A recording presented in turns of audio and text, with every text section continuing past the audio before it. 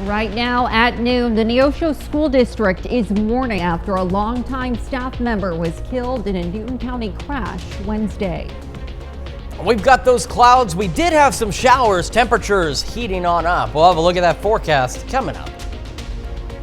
Plus, a wild horse adoption event takes place in Girard with organizers hoping to incentivize the adoptions of untrained animals. The 4 states' most watched news starts now. A Pittsburgh man has been arrested for felony distribution of narcotics within 1,000 feet of a school property. This is KOAM News at noon. I'm Elise Noe. He was also arrested for felony possession of methamphetamine and felony and misdemeanor possession of drug paraphernalia. The Pittsburgh Police Department and the Kansas Bureau of Investigation executed a drug search warrant yesterday to a residence at West 9th Street in Pittsburgh. The search warrant came from an investigation into the distribution of counterfeit fentanyl pills. 2 individuals were detained. Charges have not yet been filed, and authorities say this is an ongoing investigation. A search warrant issued in Carl Junction results in a substantial drug bust. Authorities served the warrant to a home on Roney Street. The search warrant resulted in the seizure of a large amount of fentanyl and methamphetamines. Detectives arrested 2 women, Leilani DeStefano and Sabrina Daughtry, and 1 man, Marvin Ward, from the location. All 3 were arrested on multiple warrants. The Neosho School District is mourning after learning the woman killed in a Newton County crash Wednesday was a longtime staff member. Authorities have identified the victim as Autumn Qualls, a librarian for the Neosho School District. Qualls was stopped for a school bus when a pickup struck the rear of Qualls' car. Qualls had worked in the school district for almost 20 years, including as a librarian for Neosho Middle School. A news release from the district expressed condolences to family and friends and says additional support from the district's counseling team will be available at Neosho Middle School. Now let's check in with Chris Warner for a look at the forecast. Yeah, we had some showers and even some thunderstorms early this morning in our western counties. The last of that rain has dissipated. However, we still have the mostly cloudy skies to contend with, as we can see from a MoDOT camera 20th and range line. Also from our camera on the Cornell Complex downtown Joplin. Also a bit breezy out of the southeast. Mentioned there could still be some occasional gusts here and there. That's what we're seeing. KDOT camera south of Pittsburgh at Kansas Crossing on 69. Getting some sunshine, yes, but overhead still dealing with mostly cloudy skies. There's the last of those showers exiting our area. We had some south of Chanute, but those have since dissipated. So we had that thunderstorm this morning near Wichita that began to fall apart quickly because the instability levels here in our area at this point just aren't enough to really sustain any major thunderstorm activity. Started yesterday at 62 and only made it to 83, so another well below normal day. In fact, Vichy Rala set a record low this morning at 54 degrees. We're at 86 in Joplin right now, 83 in Pittsburgh. However, temperatures around the region where we did have the clouds and the rain, a little cooler. 75 Iola, 76 in Yates Center. But as you get outside of where that was, we're all sitting in the low to mid 80s, and we're still on course for highs into the upper 80s. We'll start to see some skies clearing out, still some occasional cloud cover possible, so partly cloudy skies here and there, down to the upper 70s by 11. We're going to get hotter yet. We'll take a look at the forecast and some other rain chances on the way here in just a few more minutes. Elise? All right, thanks, Chris. Well, the city of Joplin is continuing their community revitalization efforts by relaunching the Joplin Homeowner Rehabilitation Program. Now, the program will help homeowners with repairs up to $25,000. The money can go toward repairs for their roof, HVAC, and more. Applications will be considered based on home location and home evaluation. The funds are going to be first come, first serve. So if you have a need, it's best to get your application in so that they can start working on assessing your home and doing inspections. The goal of the program is to increase property value and reduce code enforcement problems in Joplin. The price of gold has hit an all-time record high this week, making the precious metal more valuable than ever. But a Pittsburgh jewelry store hopes to warn customers about a scam involving fake gold that is growing in popularity.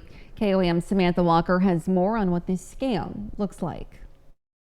I kind of thought it would be a hit and miss type of thing and move on, but it's been fairly consistent. Chad Como, owner of Como Jewelry, frequently helps appraise customer jewelry at his Pittsburgh store. But recently he's had dozens of customers come in with gold jewelry that's not what it seems. Unfortunately, we spot it as it walks through the door, because typically people have it in their hand, and the closer they get, the more we realize exactly what it is that they're bringing in. What they thought to be gold, to find out that it's actually gold-plated, inexpensive product from Asia. He says customers have come in with the exact same story. They're approached in a parking lot at a truck stop or a store by someone in a vehicle with out-of-state plates. They're told an emotional story about why this person needs money, and the scam victims are asked to help by giving money in exchange for what they are told is real gold jewelry. The price of gold may play a role in that. It may not play a role in that. It could just simply be that because the success that they're having with people with a big heart here in the 4 states, they're preying on that. Be aware that this kind of thing is going on. While these sorts of scammers can often be hard to track, the Pittsburgh Police Department encourages anyone who has experienced this to speak with them. Tell them you engage in a financial transaction and you think somebody's trying to take advantage of the situation. They're trying to sell fraudulent property. And again, it may not be a crime, but at the very least we'll have officers respond and potentially identify who the actors involved and get some additional information on what's going on. Reporting in Pittsburgh, Samantha Walker, KOAM News. Well, the Pittsburgh Police Department recommends purchasing high-value items such as gold from reputable sources that you trust to avoid potential scams. The Bureau of Land Management is hoping to find a new home for 100 animals through a wild horse and burro adoption event in Girard. The public is invited to come and see and possibly adopt horses and burros that once roamed free on public lands in the West. The Bureau of Land Management is also offering up to $1,000 to adopt an untrained animal. All these animals come from, again, the 10 western states where they're running out of forage, they're running out of water. We gather off a certain number each year. Want to make sure they're healthy, want to make sure we have healthy ranges, and offer them up to the public for adoption. The adoption event is taking place at the Crawford County Fairgrounds until noon tomorrow. A group of students got to trade in the classroom for the campgrounds yesterday. 6th graders from the Arma School District took a field trip to 5 Mile Camp in Quapaw, Oklahoma. Kids got to ride horses, do craft projects, and even take in a zip line. Yeah, it was like a big drop. It was a lot of G-forces, that's for sure. We got scared. Like when you first jumped off, yeah. It's scary, but face your fears. Yeah. It's the experience, getting to come here. Not everybody has horses that they can ride or get to go zip line every day or some of the things that they get to do. So just being able to hold on to those memories that they get to have, especially bringing it into a smaller group and doing it with their friends. Organizers said the field trip provided a cool way to kick off the school year. Well, coming up, Vice President Kamala Harris wrapped up the Democratic National Convention by formally accepting the party's presidential nomination. And later, we're making bumbleberry pie in the Mr. Food Test Kitchen. Vice President Kamala Harris made history last night as she became the first woman of color to accept the presidential nomination for a major political party. Caroline Cummings is in Chicago with more on the big close to the Democratic National Convention.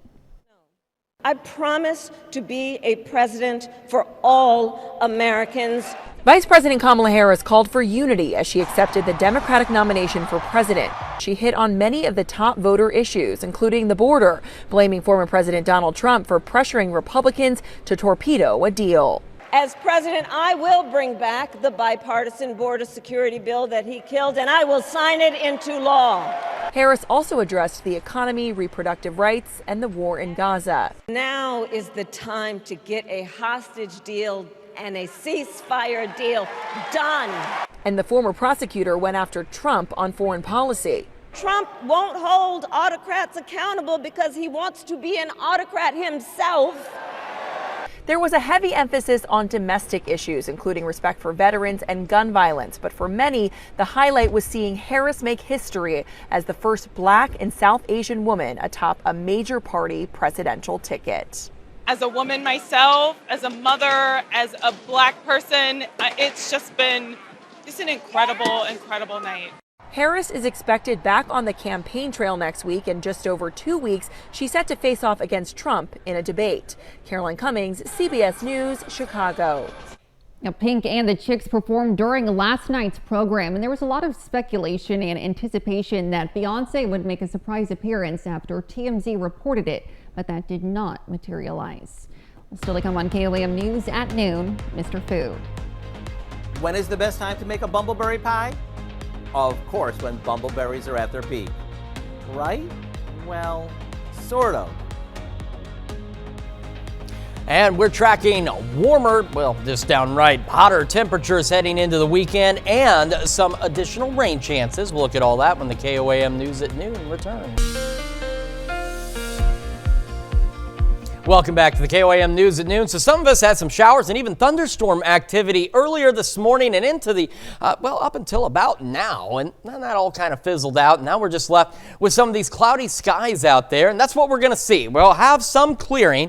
And so depending on where you are, some of you may actually even go mostly clear later this evening. But we're otherwise looking at partly cloudy skies as we push through the rest of the evening and into the overnight hours. And that is ahead of some rain chances Saturday morning. When we say the morning, we really mean kind of the first half of the day. So here we go. We've got these scattered showers and storms out there all the way up to at least noon. And this is where our better window of scattered showers and storms is going to be. And then we could see a few more organized storms as we go into the afternoon, primarily along into the south of I-44. Now, despite the rain and the cloud cover, unlike what it's doing today, helping some of our friends out west, keeping you a little cooler for now, it will not do that tomorrow. It will still get hot, and then we'll still have to contend with heat index values over the next several days, anywhere 100 to 105 degrees, because we've got pop-up shower and thunderstorm chances all the way through the weekend and into Monday. So here we are Sunday. Again, isolated showers and thunderstorms. So again, the future track painting where that better window is, but it doesn't necessarily mean it's going to be raining all over southwest Missouri and Oklahoma. Nonetheless, though, we'll have those chances. Once we lose the daytime heating, those chances go away, and then they'll return for us on Monday. Now, those of you who had the rain, again, you were a little cooler. Yates Center, Iola, Neodesha, Independence, but you're starting to warm up rather quickly across the region now that the rain has moved out. Our temperatures so far, most of us, low to mid 80s across the area, and we're still on track for those highs up into the low 90s. And so far, we're doing pretty good considering that most of the area was in this range 24 hours ago. We are already seeing the warm up. For the rest of the day, again, at or just a bit above average as we go low 90s. We'll have that mix of clouds and sun, southeast breeze 5 to 10, and those occasional gusts still upwards of 15, 20 miles an hour will be possible. We head into tonight. Some of you may be mostly clear. Some of you may be partly cloudy. So we're going to call it partly cloudy for tonight. These clouds are having some issues for some reason. Either way, though, back into the low to mid 70s tonight. So remember, our average low is 69, and we've been below that even up to this morning. Not going to be the case tonight. This starts our big warm up. Also, winds begin shifting out of the south at about 5 to 10 miles an hour. Heading into tomorrow, we're talking mid, maybe even some upper 90s as temperatures continue to climb. Better chances for showers and storms in the first half of the day, and they'll become a lot more isolated once we head into the afternoon. Winds also picking up out of the south 10 to 15. We'll have those occasional gusts upwards of 25 miles an hour, and then the heat will continue. So this is why we've been drilling at home. If you've got weekend plans, like outdoor plans, if you're staying inside, that's totally different. And for schools next week, if you've got outdoor activities or even something as simple as recess, the potential for those higher heat index values, 100, 105, will continue through at least next Thursday. And we're just going to be straight up dry and hot Tuesday and Wednesday. By the end of next week, we do see some additional isolated shower and thunderstorm chances. Still hoping to get down a little below normal, or at least close to normal, as we head into the second part of this next weekend. But nonetheless, we've had this break. This is the roller coaster ride we've been on, it seems, since July, where we have a week or so where we're in the triple digits, or we're really close to, and then we cool way back. And then the next week, we go right back up, and that roller coaster ride continues. I'm ready to get off the ride. I am too. You It know? needs to just stay in the 80s, and we'll be good. Yep. Sounds like a plan. Thanks, Chris. We'll stick around. We're making bumbleberry pie in the Mr. Food Test Kitchen. We'll be right back. Now we're sharing his recipe for bumbleberry pie in the Mr. Food Test Kitchen. If strawberry pie is made from strawberries and blueberry pie is made from blueberries, then it's pretty obvious that a bumbleberry pie is made from bumbleberries, right? Well, it would be if there was such a thing as a bumbleberry, but there isn't. So what's the catch? We start by placing a refrigerated pie crust in a pie plate and fluting the edges before popping it in the oven. While it bakes, we mix a package of blueberry gelatin, some sugar, cornstarch, a good amount of ginger ale, and equal amounts of blackberries, raspberries, and blueberries. We'll let that cook just until the berries start to break up and the mixture begins to thicken. After it cools slightly, we'll stir in even more berries. Pour this into our pie shell and into the fridge it goes to set up. So what makes this a bumbleberry pie?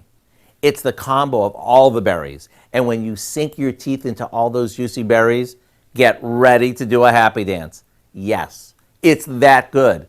As always, the recipe for our bumbleberry pie is online now, and it's the perfect dessert to make all summer long. I'm Howard with Kelly in the Mr. Food Test Kitchen, where today we found a berry fresh tasting way for you to say, ooh, it's so good. How's the bumbleberry?